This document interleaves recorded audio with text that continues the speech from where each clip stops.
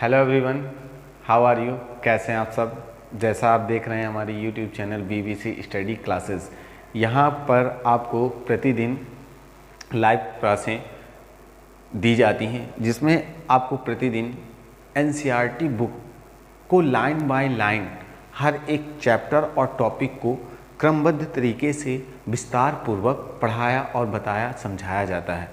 और यहाँ पर आपको यह भी जानना आवश्यक है कि यहाँ पे आपको लाइव आपके एक्सपेरिमेंट, चाहे वो बायोलॉजी के हों, चाहे वो केमिस्ट्री के हों या फिर आपकी फिजिक्स के हों, आपको बहुत बेहतर तरीके से उनके एक्सपेरिमेंट कराए, सिखाए और बताए जाते हैं। तो जो भी बच्चे आपके एंट्रेंस एग्ज़ाम की तैयारी कर रहे हैं, आप किसी भी, चाहे मेडिकल एंट्रेंस एग्ज़ाम की तैयारी कर रहे हो या इंडिया में होने वाले किसी भी एंट्रेंस एग्ज़ाम की तैयारी कर रहे हैं, वहाँ पे आपके लिए आपका एनसीईआरटी बुक पढ़ना बहुत ही इम्पॉर्टेंट है और बहुत ही महत्वपूर्ण है। क्योंकि आज के जितने भी आपके एग्ज़ाम हैं वहाँ पर जो भी क्वेश्चन पूछे जा रहे हैं वो आपके एनसीईआरटी बुक से पूछे जा रहे हैं। कहाँ से पूछे जा रहे हैं? एनसीईआरटी बुक से। तो आपके लिए सबसे इम्पॉर्टेंट क्या है? आपकी एनसीईआरटी बुक। और जो मेडिकल एंट्रेंस एग्ज़ाम की तैयारी कर रहे हैं, चाहे वो नीट की एग्ज़ाम की तैयारी कर रहे हैं, एम्स की तैयारी कर रहे हैं, पीएनएसटी की तैयारी कर रहे हैं या फिर आपके मेडिकल से संबंधित किसी भी ब्रांच की आप प्रिपरेशन कर रहे हैं, तो उसके लिए एनसीईआरटी बुक को पढ़ना, लाइन बाय लाइन समझना बहुत ही इम्पॉर्टेंट है। तो आज हम आपके समक्ष लेके आए हैं अध्याय 14, जिसमें पादपों में श्वसन अर्थात पेड़ पौधों में किस प्रकार से श्वसन होता है, किस प्रकार से जीव जंतु श्वसन करते हैं, उसी प्रकार से आपके पौधे भी श्वसन करते हैं। तो इनमें किस प्रकार से परिवहन होता है, आपके श्वसन के दौरान ऑक्सीजन का एब्जॉर्बेशन होता है कि कार्बन डाइऑक्साइड का एब्जॉर्बेशन होता है, पौधे कैसे कौन सी गैस को एब्जॉर्ब करके जीवित रहते हैं, कार्बन डाइऑक्साइड को एब्जॉर्ब करके जीवित रहते हैं या फिर आपके ऑक्सीजन को लेकर के एब्जॉर्ब करते हैं, या फिर आप ये बता सकते हैं क्या पौधे ऑक्सीजन नहीं लेते हैं। जैसे हमने आप प्रॉपर पढ़ा है कि पौधे मुख्य रूप से कार्बन डाइऑक्साइड लेते हैं और ऑक्सीजन क्या करते हैं? छोड़ते हैं। तो क्या कभी भी ऑक्सीजन एब्जॉर्ब नहीं करते हैं? क्या ऐसी रेयर कंडीशन होती है कि वो केवल कार्बन डाइऑक्साइड को ही क्या करें? छोड़ने लगे और ऑक्सीजन को एब्जॉर्ब करने लगे। तो इन सभी बातों की चर्चाएं करेंगे और एक एक टॉपिक के बारे में विस्तार पूर्वक समझेंगे और जानेंगे। तो आइए हम स्टार्ट करते हैं और इसके बारे में क्रमबद्ध तरीके से पढ़ते हैं। जैसे आपका अध्याय 14 पादपों में श्वसन अर्थात प्लांट रिस्पायरेशन, पौधों में श्वसन किस प्रकार से होता है, तो इसको हम लाइन बाय लाइन समझते हैं और इस चैप्टर के बारे में जानते हैं कि यहाँ पर आपके क्या क्या हमको पढ़ना है और इसके बारे में क्या क्या जानकारियाँ कलेक्ट करनी है। तो यहाँ पर जैसे क्या दिया गया है आपका, क्या पादप सांस लेते हैं, तो पौधे किस प्रकार से सांस लेते हैं, कैसे सांस लेते हैं, इसके बारे में चर्चा करेंगे। दूसरा क्या दिया गया है, ग्लाइकोलिसिस क्या कहलाती है। अब ग्लाइकोलिसिस किसे कहते हैं, यह प्रक्रिया कितने चरणों में पूर्ण होती है, कहाँ पर पूर्ण होती है, इसके बारे में विस्तार पूर्वक एक एक टॉपिक पर चर्चा करेंगे। और यहाँ पर देखिए किण्वन के बारे में पढ़ेंगे। किसके बारे में पढ़ेंगे? किण्वन के बारे में पढ़ेंगे। किण्वन के साथ साथ ऑक्सी श्वसन के बारे में पढ़ेंगे। किसके बारे में पढ़ेंगे? ऑक्सी श्वसन।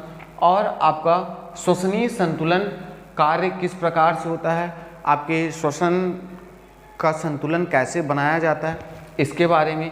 और एम्फीबोलिक पथ क्रम क्या कहलाते हैं और श्वसन गुणांक क्या कहलाते हैं, श्वसन गुणांकों का मान कितना होता है, इनके बारे में चर्चा करेंगे।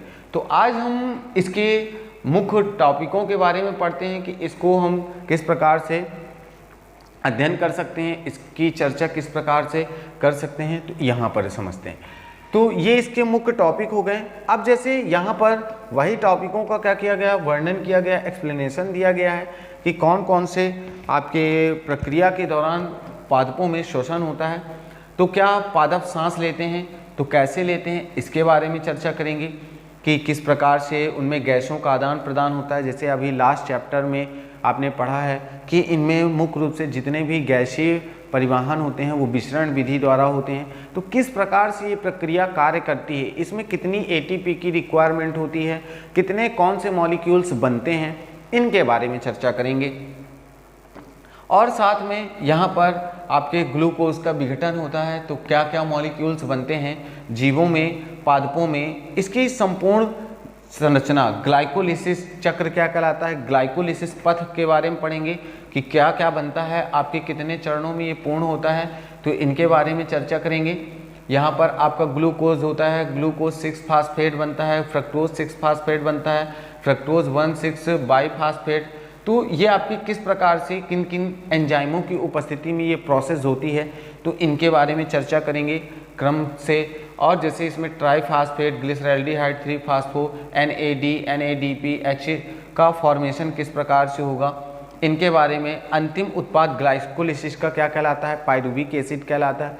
तो इनकी लाइन बाय लाइन हर एक टॉपिक पर इनकी चर्चाएं करेंगे और इनके बारे में जानेंगे। ग्लाइकोलिसिस की प्रक्रिया के दौरान कितने एटीपी अणुओं का आवश्यकता होती है, कितने एटीपी अणु बनते हैं, ये कहाँ पर पूर्ण होती है, कितने चरणों में पूर्ण होती है, इनकी चर्चाएं करेंगे। और साथ ही यहाँ पर आपके किण्वन की प्रक्रिया के बारे में पढ़ेंगे कि किण्वन की प्रक्रिया कैसे होती है, किस जीवाणु की उपस्थिति में होती है, जीवों में किस प्रकार से होती है, पादपों में किस प्रकार से होती है। तो इनके एक एक पहलुओं के बारे में चर्चा करेंगे। साथ में यहाँ पर जैसे किस प्रकार से ग्लूकोज का विघटन, जो आपका श्वसन की प्रक्रिया है, श्वसन की प्रक्रिया के दौरान किस प्रकार से ग्लूकोज का विघटन ग्लिसरैल्डिहाइड में 3 फास्फेट में होता है, और आपका 3 फास्फोग्लिसरिक एसिड अर्थात PGA, जो कि 3 कार्बन वाला, जो हमने कैल्विन साइकिल पढ़ी थी, कैल्विन चक्र पढ़ा था, उसमें हमने इसको विस्तार पूर्वक समझा था। और फास्फोइनोल पाइरुविक अम्ल कौन कौन से होते हैं, लैक्टिक अम्ल क्या कब बनेगा, पाइरुविक अम्ल कब बनेगा, इथेनॉल कार्बन डाइऑक्साइड का फॉर्मेशन कैसे होगा, तो इनकी एक एक चर्चाएं करेंगे। और साथ में यहाँ पर हम आपके इनमें होने वाले परिवर्तनों के बारे में पढ़ेंगे कि आक्सीय श्वसन क्या कहलाता है, अनाक्सीय श्वसन क्या कहलाता है, और आक्सीय श्वसन में कितने ऊर्जा की आवश्यकता होती है, आक्सीय श्वसन में कितनी ऊर्जा की आवश्यकता होती है, कितने एटीपी का निर्माण होता है, इनके बारे में चर्चा करेंगे। और साथ में आक्सीय श्वसन की जैसे चर्चा के साथ साथ माइटोकॉन्ड्रिया में होने वाली आक्सीय श्वसन के दौरान ग्लाइकोलिसिस का अंतिम उत्पाद क्या होता है, इनके बारे में, ग्लाइकोलिसिस की प्रक्रिया कहाँ पूर्ण होती है। और देखिए यहाँ पे जैसे TMC चक्र पढ़ेंगे, क्या पढ़ेंगे, TCA चक्र पढ़ेंगे। आपका TCA चक्र क्या कहलाता है, इसकी खोज किसने की थी, कब की थी, ठीक है, किस प्रकार से इसकी अवधारणा प्रस्तुत की गई, किन किन वैज्ञानिकों ने प्रस्तुत की, तो इनकी चर्चाएं विस्तार पूर्वक क्रमबद्ध तरीके से करेंगे। और साथ साथ यहाँ पर आपके अन्य भागों के बारे में कि जैसे आपका क्या क्या दिया गया है, TCA चक्र द्वारा एसिटिल को सह एंजाइम कौन कौन से लेते हैं, आपके NADP का निर्माण कितने होता है, यह प्रक्रिया कहाँ पर होती है। अब इलेक्ट्रॉनों का परिवहन तंत्र, ट्रांसपोर्टेशन अर्थात ETS, इलेक्ट्रॉन ट्रांसपोर्ट सिस्टम। तो इलेक्ट्रॉनों का जैसे जल विघटन होता है, तो जैसे हमने पढ़ा था कि जो जल का विघटन होता है मुख्य रूप से पौधों के किस भाग पर होता है, थाइलाकॉइड में हमने पढ़ा था। कहाँ पर पढ़ा था, थाइलाकॉइड की आंतरिक भित्ति की सतह पर ये प्रक्रिया होती है, जिसमें आपके हाइड्रोजन आयन का क्या होता है, ट्रांसफॉर्मेशन होता है और ऑक्सीजन मॉलिक्यूल निकल करके बाहर हो जाते हैं। ये तो अगर इन चीज़ों को और अब विस्तार से समझना है तो आप तक अगर पिछली वीडियो आपने नहीं देखी हैं तो उन लेक्चरों को ज़रूर देखें और उसको विस्तार पूर्वक एक एक टॉपिक को समझते हुए अपनी NCERT किताब ज़रूर, जब भी आप क्लास लें तो अपनी NCERT किताब ज़रूर सामने रखें और उसको देखें, समझें और विस्तार पूर्वक जानें।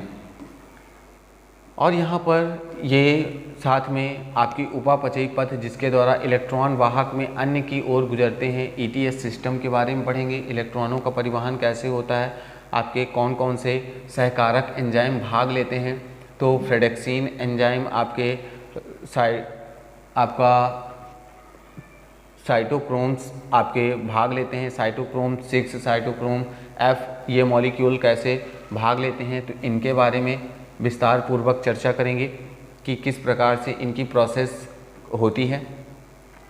और दूसरा समझते हैं जैसे आपका एटीपी का कैसे निर्माण होता है, किस प्रकार से संश्लेषण होता है, कहाँ पे होता है।